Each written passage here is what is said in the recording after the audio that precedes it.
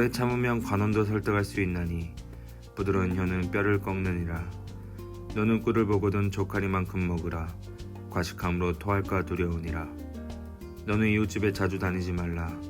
그가 너를 싫어하며 미워할까 두려우니라. 자기의 이웃을 쳐서 거짓 증거하는 사람은 방망이요 칼이요 뾰족한 화살이니라.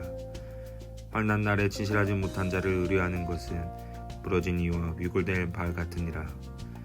마음이 상한 자에게 노래하는 것은 추운 날에 옷을 벗은 같고 소다 위에 식초를 부은 같으니라. 내 원수가 배고파하거든 음식을 먹이고 목말라 하거든 물을 마시게 하라. 그리하는 것은 핀 숯을 그의 머리에 놓은 것과 일반이요 여호와께서 내게 갚아주시리라. 북풍이 비를 일으킨 같이 잠수하는 혀는 사람의 얼굴에 분을 일으키느니라. 다투는 여인과 함께 큰 집에서 사는 것보다 움막에서 혼자 사는 것이 나으니라. 먼 땅에서 오는 좋은 기별은 목마른 사람에게 냉수와 같으니라. 의인이 악인 앞에 굴복하는 것은 우물이 흐려짐과 샘이 더러워짐과 같으니라. 꿀을 많이 먹는 것이 좋지 못하고 자기의 영예를 구하는 것이 헛되니라. 자기의 마음을 제어하지 아니하는 자는 성읍이 무너지고 성벽이 없는 것과 같으니라. 1960년에 미국 스탠퍼드 대학에서 4세 어린이 653명을 대상으로 한 실험을 진행한 적이 있었습니다. 교실에 있는 아이들에게 마시멜로를 하나씩 주고 15분간 먹지 않으면 하나를 더 준다고 약속했다고 하는데요. 그런데 3분의 2는 15분을 참지 못하고 마시멜로를 먹어버렸고 나머지 3분의 1은 참아내어 선물로 하나씩 더 받았다고 합니다. 그리고 15년 뒤에 그 실험에 참여했던 653명의 아이들을 다시 만나 조사했는데 당시 15분을 참지 못하고 마시멜로를 먹어버렸던 아이들은 비만, 약물 중독, 사회 부적응 등의 문제를 가지고 있었던 반면에 마시멜로를 먹지 않고 참았던 아이들은 학업 성취도 면에서 훨씬 우수했고 성공적인 인생을 살고 있다는 결과를 보여주었습니다. 이 실험은 바로 우리가 잘 알고 있는 마시멜로 효과라고 합니다. 사람의 미래를 예측하는 도구로서 지능지수보다 절제와 인내를 사용한 결과가 더 정확했고 이것은 인종이나 민족에 따른 차이도 없다고 합니다. 그리고 이 실험을 통해 한 사람의 인생에서 절제와 인내가 얼마나 중요한 문제인지를 알려주고 있습니다. 그런데 오늘 잠언도 바로 이 절제에 대해 우리에게 이야기해주고 있는데요. 절제란 알맞게 조절하고 정도를 넘지 않도록 제한하는 것입니다. 그리고 절제를 위해서는 우리의 인내가 필요하며 그렇게 조절하고 살아내는 절제가 지혜임을 잠언은 말씀하고 있습니다. 그렇다면 우리는 무엇을 절제해야 될까요? 이에 대해 잠언은 15절을 통해 말에 대한 절제가 있어야 함을 보여줍니다. 사실 객관적으로 본다면 혀보다는 뼈가 훨씬 강하고 셉니다. 그런데 그 강해 보이는 뼈가 부드러운 혀에 꺾인다는 의미인데요. 15절을 다시 보면 부드러운 혀가 세상에서 가장 강한 힘을 가질 수 있는 조건이 무엇이냐라는 것을 생각했을 때 바로 참는 것임을 발견할 수 있습니다. 잠언은 참으면 관원도 설득할 수 있다라고 이야기합니다. 설득의 대상이 되는 관원은 통치자입니다. 통치자는 지도자로서 자신만의 관점이 있고 많은 정보를 가지고 있기에 그를 설득한다는 것은 그리 쉬운 일이 아닙니다. 그런데 그러한 관원도 설득할 수 있는 힘이 많은 말을 하는 것이 아니라 바로 참는 것이라고 이야기하는데요. 어떻게 보면 참 아이러니한 내용인 것 같습니다. 더 많이 말하고 더 많은 정보로 설명해야 설득할 수 있을 것 같은데 결과는 그렇지 않다는 것이죠. 이에 잠언 25장 11절에서는 경우에 합당한 말이 아로새긴 은쟁반의 금사과라고 말씀하면서 참는 혀라고 함은 말을 하지 않는 것이 아닌 경우에 합당한 말, 상황에 적절한 말, 절제된 언어로 표현하는 것이고 그럴 때에 말에 힘이 있다는 것을 알려주고 있습니다. 우리는 또한 말을 생각했을 때 수다라는 단어를 떠올릴 수 있습니다. 수다의 사전적 의미를 보면 쓸데없이 말수가 많음이라고 나와 있는데요. 우리가 수다를 떤다라고 하면 말하기를 즐거워한다는 뜻으로 생각할 수 있습니다. 하지만 많은 대화와 수다 속에서 사람은 절제력을 상실하게 됩니다.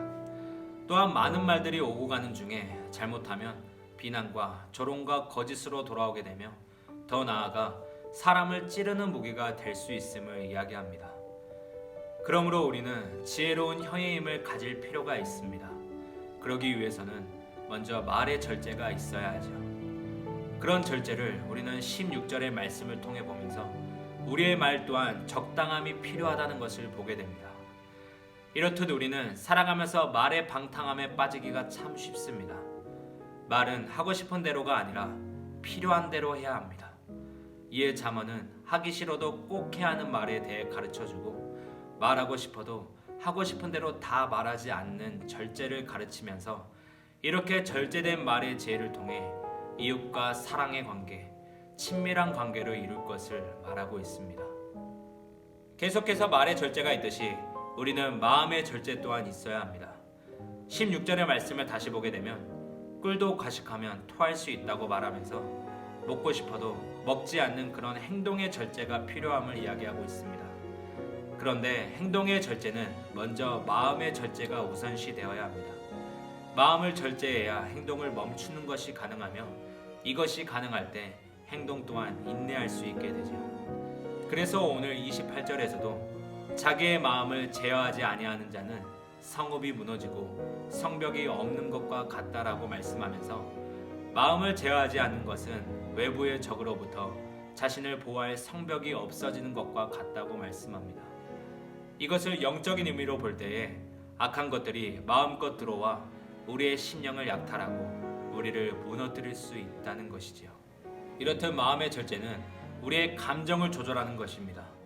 우리의 생각들로 인해 마음속에서 일어나는 감정을 조절할 수 있어야 한다는 것인데요. 잠언 16장 32절을 보면 노하기를 더디하는 자는 용사보다 낫고 자기의 마음을 다스리는 자는 성을 빼앗는 자보다 나으니라라고 말씀하면서 우리 마음속에 있는 분노와 흥분, 곧 감정을 다스릴 것을 이야기합니다. 우리가 감정을 절제하지 않는다면 그것은 분노로 표출됩니다. 우리가 감정을 절제하지 않는다면 미움이 싹트고 시기의 말, 비난과 조롱의 노래가 나오게 되죠. 그렇다면 우리는 어떻게 이런 마음을 절제할 수 있을까요? 그 해답은 오늘 우리가 읽었던 16절의 말씀을 통해 찾을 수 있습니다. 바로 우리 안에 만족이 있어야 한다는 것인데요. 우리 안에 만족과 감사가 있다면 우리는 마음을 절제할 수 있습니다. 이에 사도 바울은 디모데전서 6장을 통해 우리 안에 자족하는 마음이 있다면 경건에 큰 유익이 있음을 말하고 있지요. 이어서 27절에서는 또 꿀이 등장합니다.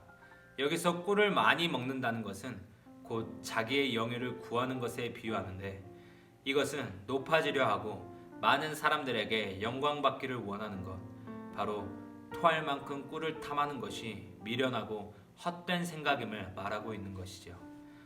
이처럼 탐욕에는 만족함이 없습니다. 그리고 탐욕은 우리로 하여금 더 갖고 싶고 더 높아지려 하고 더 채우고 싶은 그런 어리석은 모습으로 이끌어가려고 하지요. 하지만 그 욕심과 탐욕으로부터 벗어날 수 있는 방법이 하나 있습니다. 그것은 바로 오늘 잠언이 말하는 절제된 삶을 살아갈 때입니다. 그 절제된 삶은 우리의 입술로 또 마음과 행동으로 보이게 됩니다.